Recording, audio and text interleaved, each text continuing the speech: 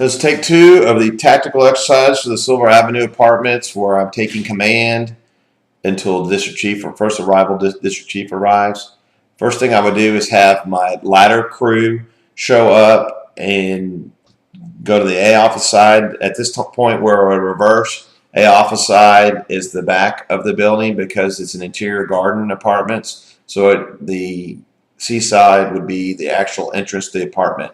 I would have my crew go over to the C side of the apartment, take a look real quick, see if there's a possible victim or two to pull out by the front door. If not, start working on egress methods, putting up a couple ladders, work to where we're going to go into ventilation.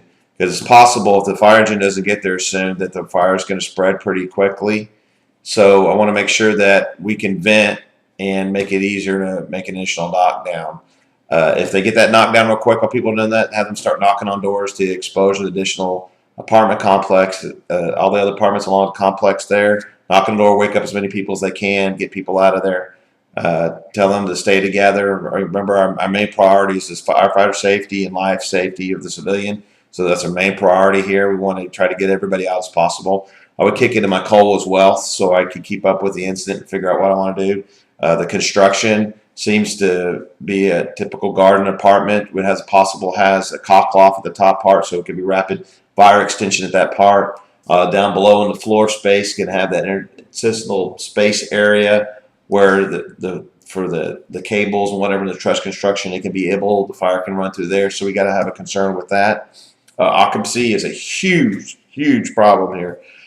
5:30 in the morning, which kicks to the time part of Cole's Wealth. It's 5:30 in the morning. It's Saturday morning, so people are probably sleeping. It's cold outside, so everybody's got their heater on and they're sleeping nice and tight. Got to wake them up. Got to get them out. Apparatuses. If the fire, depending on the size of the fire, if it looks like this is going to be a heavy manpower issue, I'm calling a 211 right there. I'm pulling a 211, getting the extra fire apparatus, trucks, safety officer, get what I need to this location because it's due to the occupancy alone, it could be a very huge incident.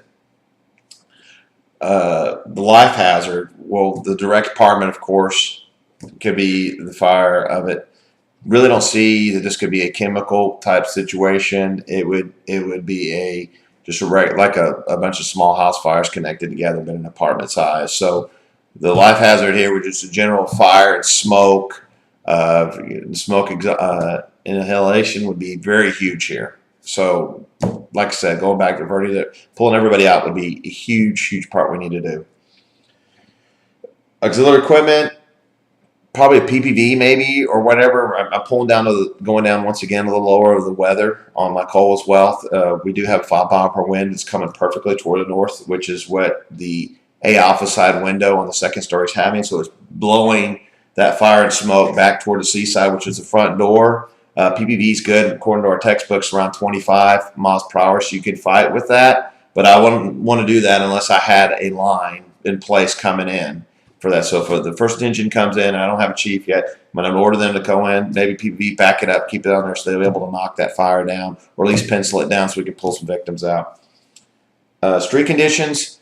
The streets look pretty wide. I'd want a couple trucks up in the front, and of course the engine in the front because I need to have water, and then ability for engine 2 to come in and lay into engine 1. Apartment lay is going to be needed on this, so have an apartment lay go through to the C side because that's the only way you can really make a good attack. You don't want to push the fire back into the rest of the apartment or start hurting your exposures around in that apartment, which is another part of the Cole's Wealth, the exposure stuff. The exposure itself on this one is you have all the units together, so it's not a distance and radiant heat and whatever, more as you're trying to save each apartment complex. In Houston, you can have 8, 12, 24. You can have a large amount of these apartments that catch fire due to the cock loft. So exposure is a very big, important thing here. In the beginning, we'll be doing venting on top of the deal. What we might end up doing is using 2 or 3 ladder trucks to trench it so we can try to keep the fire from extending through that cock loft.